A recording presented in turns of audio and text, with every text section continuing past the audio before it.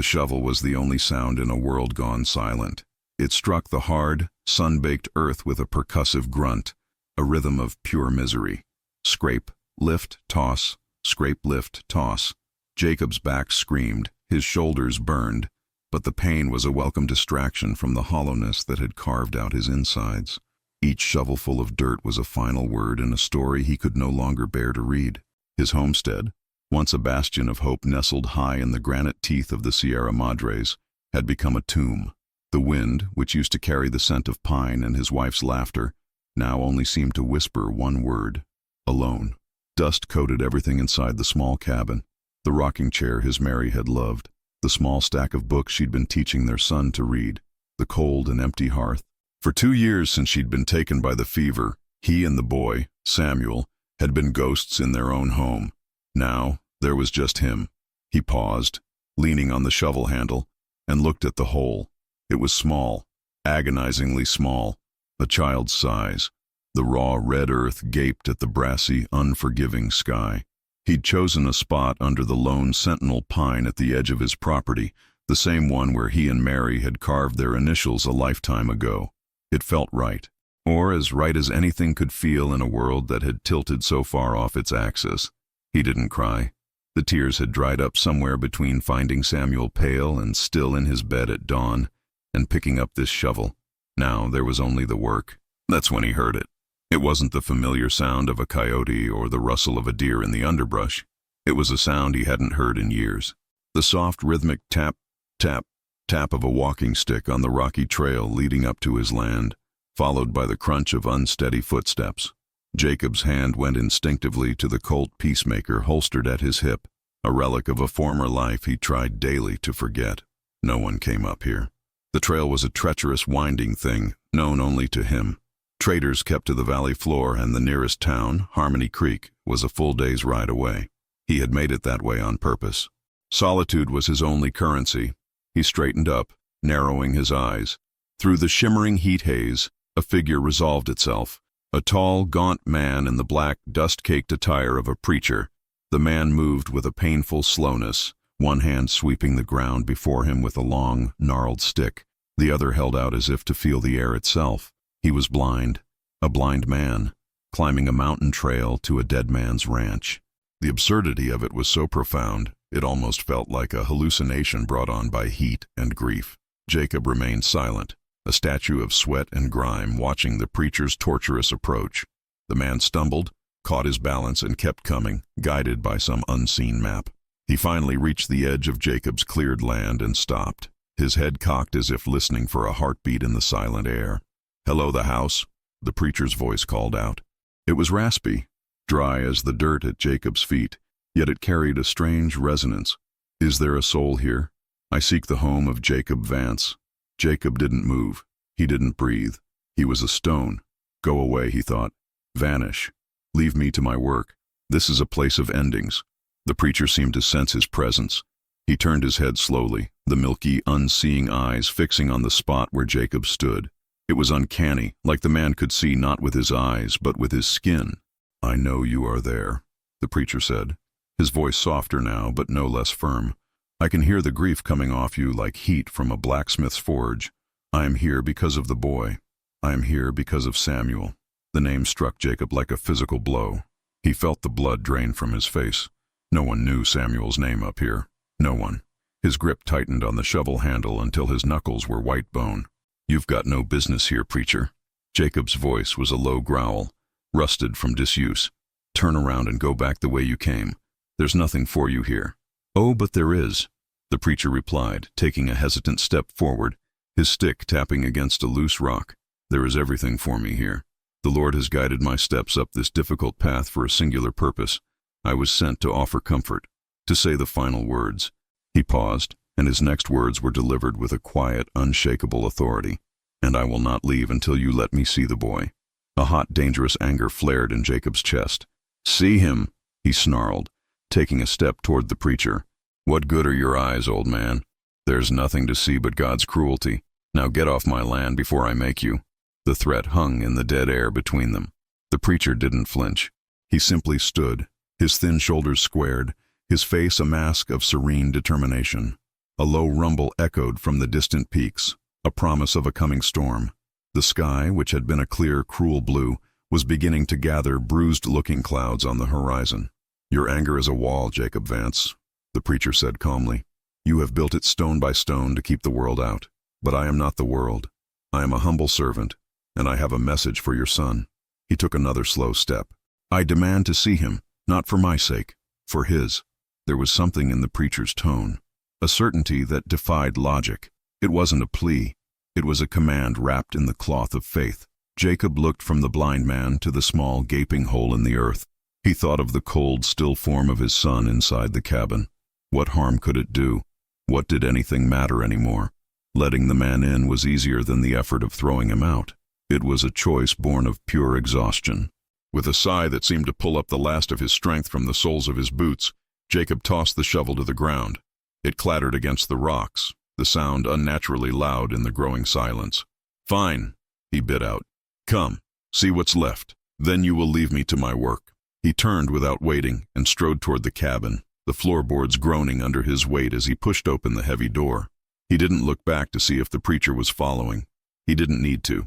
He could hear the slow, deliberate tap, tap, tap of the walking stick on the hard-packed earth behind him, a sound that felt like a clock ticking down to something he couldn't yet name. The air inside the cabin was thick and stale, heavy with the scent of pine wood and the finality of death.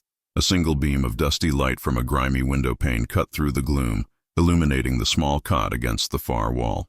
On it, Samuel lay under a thin woolen blanket, his face as white as fresh fallen snow. He was so still, a perfect, heartbreaking sculpture of a boy who had just turned 10. Jacob stood by the door, his arms crossed, his posture a fortress of defiance. The preacher entered slowly, his stick feeling out the unfamiliar space. He stopped a few feet from the cot, his head tilted, listening. The silence in the room was absolute, broken only by the rising howl of the wind outside. The storm was coming faster now. "His name was Samuel," Jacob said, his voice flat and empty. "He was a good boy. He loved the stories my wife used to read him. He could name all the constellations. He didn't deserve this. No child does." He was speaking more to himself than to the preacher. The preacher did not offer condolences or empty platitudes about heaven. Instead, he did something strange. He reached out his hand, not toward the boy, but as if to feel the quality of the air around him. "There is no death in this room," he said, his voice barely a whisper. Jacob scoffed, a bitter, harsh sound. "Are your senses as blind as your eyes, preacher? He's gone. His heart is still. A still heart is not the same as a departed soul." The preacher countered, taking a shuffling step closer to the cot. He leaned down, his face hovering just inches from Samuel's. He didn't touch him. He simply inhaled, a long, slow breath, as if tasting the air. The wind rattled the window pane, and a flicker of lightning illuminated the cabin for a split second, casting their shadows long and twisted against the wall. "They used Jimson weed," the preacher breathed, straightening up. His sightless eyes were now fixed on Jacob, and they burned with an intensity that was terrifying. "A powerful sedative. It mimics death. It slows the heart to a crawl, cools the skin, stills the breath. But it is temporary. He is not dead, Jacob. He is in a deep, deep sleep." The world tilted again, but this time, it wasn't from grief. It was from a sudden, violent vertigo. Hope was a poison, and Jacob could feel it trying to seep into his veins. He fought it. "You're mad," he choked out. "You're a crazy old man who climbed a mountain to spin fables." I checked him. He was cold. There was no breath. "You saw what you expected to see, what they wanted you to see," the preacher insisted, his voice gaining strength. "He is alive, and he is in terrible danger. That is why I am here, to stop you from burying your living son." Before Jacob could process the impossible words, another sound cut through the wind. Hoofbeats, not one rider, but several, moving fast up his trail, professional, confident. The sound he'd spent the last 8 years of his life praying he would never hear again. The preacher's head snapped toward the door. "They're here," he said, his voice dropping to a low, urgent whisper. "Sooner than I expected." "Who's here?" Jacob demanded, his hand once again on the grip of his Colt. The fog of grief was evaporating, replaced by the ice-cold clarity of a threat. "Sheriff Gaines and his deputies?" the preacher said, the word deputies dripping with contempt. "They work for the railroad man, Sterling. The boy, Samuel. He didn't just get sick, Jacob. He saw something. He was fishing down by the canyon pass. He saw Gaines and his men ambush a federal surveyor, the one who was going to rule against Sterling's new track line. The boy is the only witness. They think they poisoned him last night. They've come now to confirm the job is done and collect the body as proof for their employer. Every word was a hammer blow, shattering the reality Jacob had constructed. The grief, the grave, the finality, it was all a lie, a stage play, and he had been the lead actor. The blind preacher, the man he'd nearly thrown off his mountain, was the only one who had read the script. The hoofbeats stopped just outside the cabin. Heavy boots hit the porch. A loud, arrogant voice boomed, a voice Jacob recognized from his infrequent trips to town. Sheriff Gaines. "Jacob Vance," the voice shouted. "Open up. We've come on a sad errand. Heard the boy passed. We've come to help you with the burial and take the poor child's body back to town for a proper Christian service." Jacob looked from the door to the pale form of his son, then to the blind preacher. The old man hadn't moved. He was unnervingly calm, a rock in the middle of a raging river. "The floorboard, Jacob," the preacher whispered, his voice a ghost in the roaring wind. "To the left of the hearth, your wife's rifle. There are 3 men on the porch bunched together. A 4th is covering the back window. They are expecting a grieving father, not the man you used to be." Jacob stared at the preacher. How could he know? How could he know about the rifle, about the number of men, about the man he used to be? There was no time to ask. The lie Gaines told about a Christian burial was so thin it was transparent. They were here to take Samuel's body and make sure he never woke up. A heavy fist pounded on the door, making it shudder in its frame. "Vance, don't make me kick this door in. We're coming in." In that moment, the 8 years of peace, of isolation, of being a simple father, burned away. The haunted veteran, the man who could read a tactical situation in a blink, took over. He gave the preacher a single, sharp nod. He moved without a sound, his feet gliding over the floorboards he knew so well. He knelt by the hearth, slipped his fingers into the crack, and lifted the loose board. There it was, wrapped in oilcloth, the Winchester rifle. Mary had always hated it. Now, it was going to save her son. He unwrapped it, the familiar weight settling into his hands. He checked the action. Smooth, silent. He rose, melting into the deep shadows beside the doorway as another, more violent bang shook the door. "He is alive," the preacher whispered again. A final prayer or a final command. Jacob took a deep breath, the air tasting of ozone from the coming storm. He was no longer just a father. He was a protector. He thumbed back the hammer of the Winchester. The soft click was lost in the fury of the wind. He was ready. With a splintering crack, the door flew inward, kicked off its latch. The burly silhouette of Sheriff Gaines filled the doorway, flanked by 2 of his thugs, their guns already drawn. They squinted, trying to adjust to the gloom, their eyes immediately drawn to the cot. "There he is," Gaines grunted, taking a step inside. "Poor little—" He never finished the sentence. From the shadows, the barrel of the Winchester leveled at his chest. Before any of them could react to the impossible sight of the armed and ready farmer, Jacob fired. The shot was deafening in the small cabin. One of the deputies spun around and collapsed on the porch.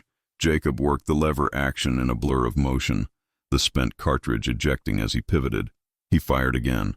The second deputy cried out and stumbled back, clutching his shoulder. Gaines, shocked but fast, dove for cover, firing his own pistol wildly. The shot went wide, splintering the wall far above the preacher's head. Jacob was already moving, using the cabin's furniture as cover, his mind a cold, calculating machine. The 4th man outside started firing at the back window, shattering the glass. "He's at the rear window, to the right," the preacher called out, his voice cutting through the chaos with impossible calm. Jacob didn't question it. He dropped low, spun, and fired the Winchester straight through the thin cabin wall where the preacher had indicated. A strangled cry from outside told him he'd hit his mark. In seconds, the furious assault had been thrown back into chaos. Gaines was pinned down behind the porch railing. 1 deputy was wounded, the other 2 were down.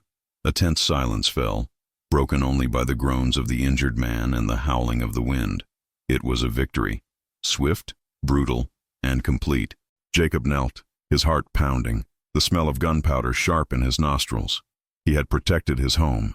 He had protected his son. He looked over at the preacher, who hadn't moved an inch from his spot near the cot. The old man's head was cocked, listening. A faint smile touched the preacher's lips. "Well done, Jacob," he said softly. "You still have the gift. Jacob felt a surge of relief, of triumph. They had done it. They had survived. But the preacher's smile faded as he continued to listen to the storm. But this was only the greeting party, the preacher said, his voice turning grave. They were sent to see if the sheep was truly dead.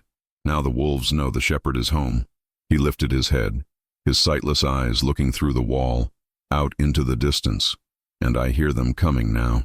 At first Jacob heard nothing but the wind and the rain, which had begun to fall in thick, angry sheets. But then he heard it too. Faintly at first, then growing steadily louder, carried on the storm. It wasn't just hoofbeats this time. It was the sound of a small army, dozens of riders, the jangle of spurs and gear, and something else, the sharp, piercing blast of a cavalry bugle, cutting through the thunder. They weren't just coming. They were announcing themselves. It was the sound of an empire on the move. Jacob felt the vibrations through the soles of his worn boots, a tremor that had nothing to do with the coming storm. Sterling. The name hung in the air like a death sentence. A railroad baron with the ambition of a king and the morality of a snake.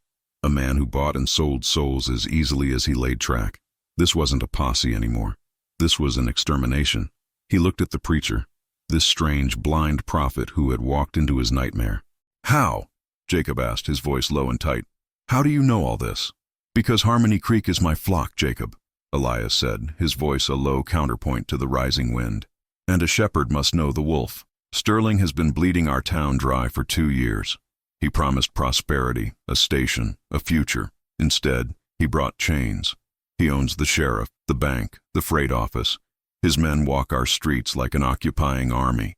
We have been living in a prison of our own making, praying for a miracle.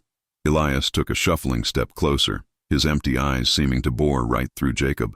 When we saw your boy, Samuel, fleeing from the canyon pass yesterday, his face white as a sheet, we knew. And when Gaines and his men rode out an hour later, we knew their purpose. We had a choice. We could watch another good soul be extinguished, or we could finally act. They sent me. They sent a blind preacher into the jaws of the lion, Jacob said, the absurdity of it still staggering. They sent the one man Sterling's thugs would underestimate, Elias corrected, a harmless old cleric come to offer last rites. Who would suspect me of being a messenger? Who would suspect me of being the first move in a desperate gambit? The cabin groaned as a gust of wind slammed against it, and the rain began to fall in earnest, lashing against the wooden walls. Outside, the bugle blew again, closer this time. It was a call to form ranks, to prepare for an assault. They cannot take the cabin by rushing it, Jacob said, his mind shifting into a familiar, cold, tactical state. Not with this storm providing cover. They'll try to pin us down, wear us out. He moved to the shattered rear window, peering through the driving rain. He could just make out shapes moving in the trees, fanning out, encircling them. They're surrounding the homestead, setting up a perimeter. There are at least 20 of them, Elias said quietly, his head cocked. I can hear the leather creaking, the low murmurs as they pass instructions. Cutler is with them, Sterling's foreman, a man who enjoys his work. Jacob glanced back at the old man. It was uncanny. Elias was seeing the battlefield more clearly than he was. He dragged a heavy wooden table and upended it against the main door, reinforcing it. He shoved the heavy wood-burning stove against the wall with the broken window, creating a barricade of cast iron. Every move was precise, economical. The fog of grief had been burned away, replaced by the sharp metallic focus of survival. He looked over at Samuel, so small and still on the cot. This was not a fight for land or principle. It was a fight for a single, faint heartbeat. What's the gambit, preacher? Jacob asked, his voice low as he knelt and slid the Winchester's barrel into a gap between 2 logs. You didn't come all this way just to die with me. No, Elias said. I came to see if the stories about you were true. The stories the old-timers tell of a man named Jacob Vance who served with the cavalry, a man who could hold his ground against impossible odds. We needed that man to reappear. Your fight, Jacob, is a diversion. It is the bell we are ringing to draw the wolf's full attention. While they are here, focused on you, our real work begins in the valley. The first shot of the siege cracked through the air, splintering the log just inches from Jacob's head. He didn't flinch. He sighted down the barrel, found the muzzle flash in the gloom, and squeezed the trigger. A cry from the darkness confirmed his aim. The battle for the mountain had begun.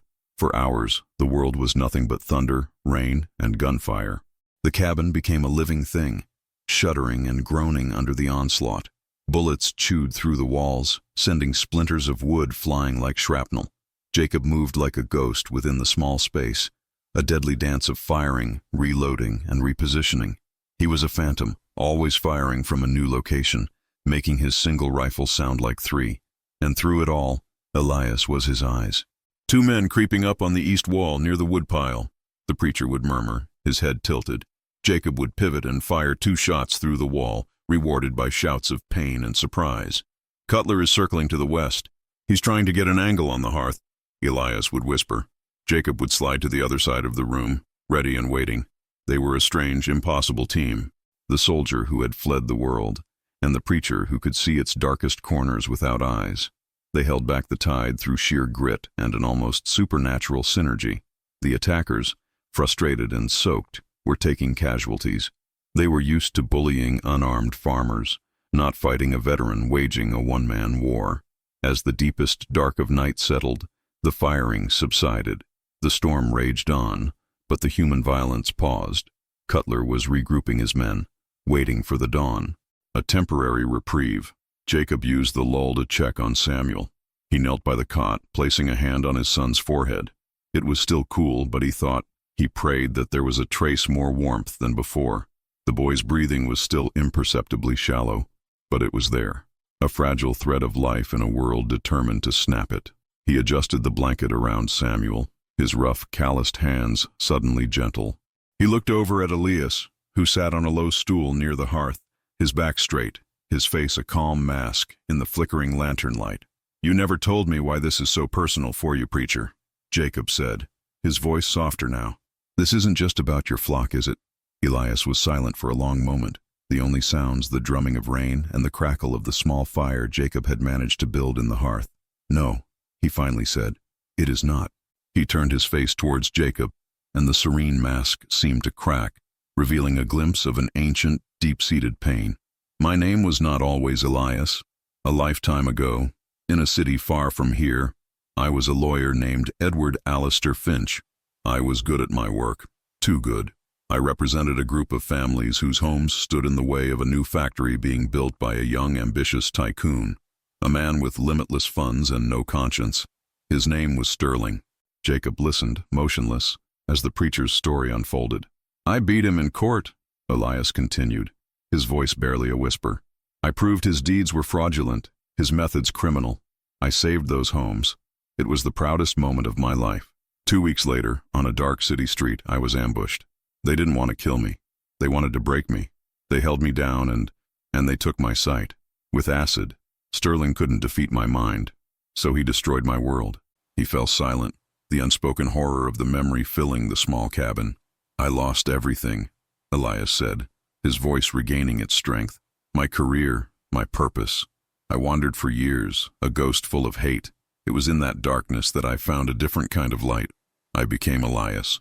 I came west to leave the past behind, to serve God in a place where no one knew my name.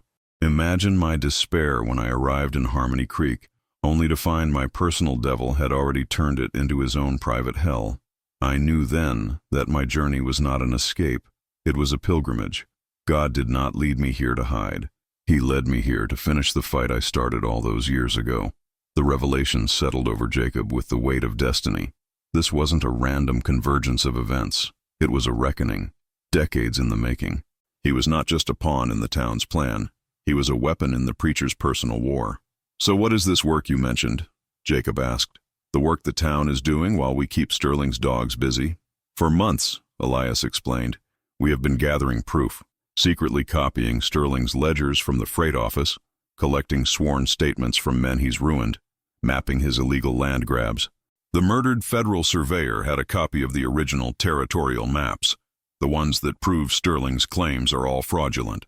We believe those maps are now in the sheriff's office, locked in his safe. The key is to get that evidence, and the living witness, your son, to the territorial capital. But Sterling controls the telegraph lines and watches the main road. Our rider would never make it." He paused, leaning forward. "There is only one way, to block the canyon pass, the only route wide enough for a large party of horsemen.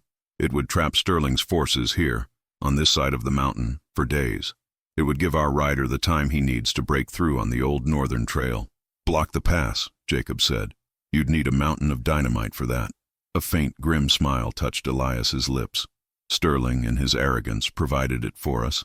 He has a large cache stored in a shed just outside of town for his railroad work. Heavily guarded, of course, but not guarded against the whole town. Jacob could see it now. The quiet, desperate courage of ordinary people pushed too far.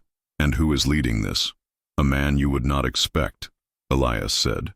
Thomas Miller, the man who runs the general store. A quiet man, timid as a mouse. People say he's scared of his own shadow. But for weeks, he has been the heart of our resistance.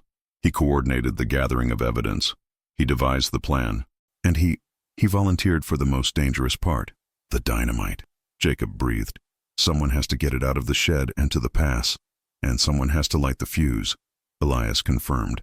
Miller and a few others are moving on the shed right now, under the cover of this storm. They believe your fight has drawn off the bulk of Sterling's guards.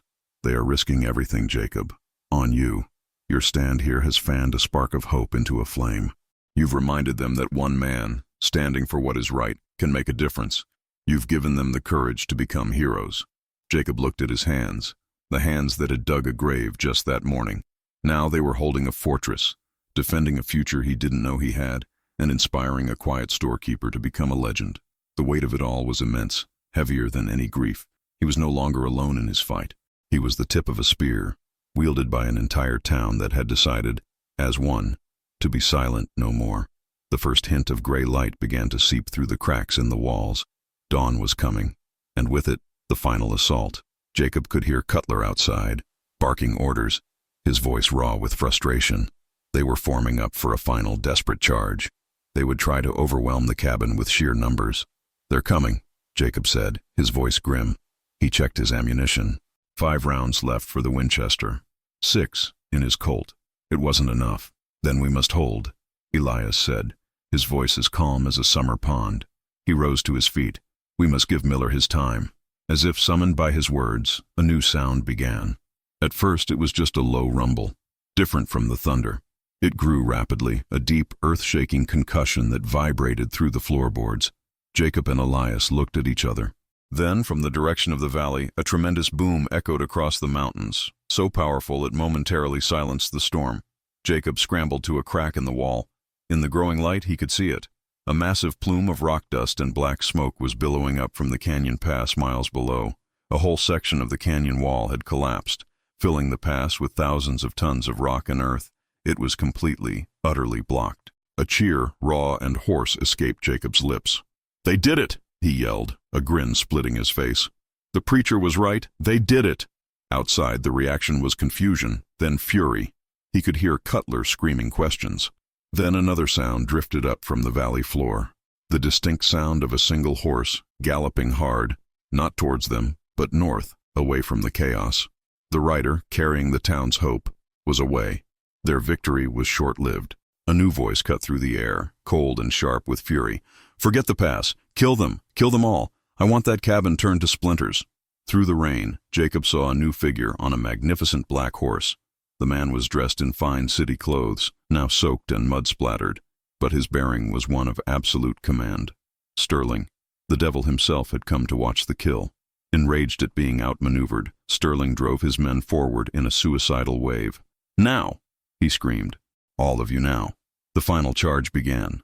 There was no more tactics, just a wave of bodies and bullets crashing against the small cabin. Jacob fired the Winchester, the shots coming slow and deliberate. 1, 2, 3. Each one found a home. But there were too many. They were on the porch. He switched to the Colt, the sound sharper, closer. A man fell trying to climb through the broken window. Another was stopped at the door. The hammer clicked on an empty chamber. He was out.